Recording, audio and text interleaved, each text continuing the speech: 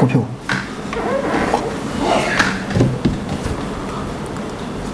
အဲ့ညာလားကျွန်တော်မေးတရားရှိလို့ ဟာဝတ်ပြုတ်နေ ကျွန်တော်မေးတရားရှိလို့ ပါတော့ ခဏလာအောင်တားစီကိုအတူနေမှတောက်လို့ရတာ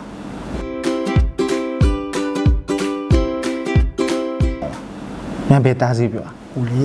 စီးကက်လေးထဲမှာလေဆေးလုံးလေးအများကြီးပါတယ်တားစီလေ ။အော်နေ့စဉ်တောက်တတိတားစီပြောတာ ဟုတ်မယ်ထင်တယ် ။အဲ့ဒါမင်းဘယ်လိုတောက်မှာ ဟာကျွန်တော်ကောင်မလေးနဲ့ကကျွန်တော်တို့နှစ်ယောက်လုံးအလုပ်လုပ်နေတော့ကျွန်တော်မအားတာနဲ့ तू မအားတာနဲ့ကျွန်တော်ခီးသွားတဲ့အချိန်နဲ့ तू ခီးသွားတဲ့အချိန်နဲ့တစ်ခါလေးပဲအတူတူနေဖြစ်ကြတာဗျာ ။အော်အဲ့တော့မင်းဒီနေ့စဉ်တောက်တတိတားစီကြောင့်မသိဘူးပေါ့ မသိလို့ပေါ့ ။အဲ့တော့နေ့စဉ်တောက်တတိတားစီဆိုတာကွာငါပြောပြမယ်။ तू က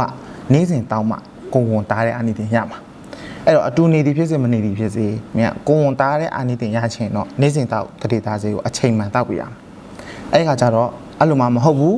ဆိုလို့ရှိရင်ခုနမင်းပြောတဲ့အတိုင်းအတူနေမှတောက်တာတို့ဆေးကိုတောက်လိုက်မတောက်လိုက်လို့လုပ်မယ်ဆိုလို့ရှိရင်တော့ခလေးပြဖြစ်ပေါ့ကွာ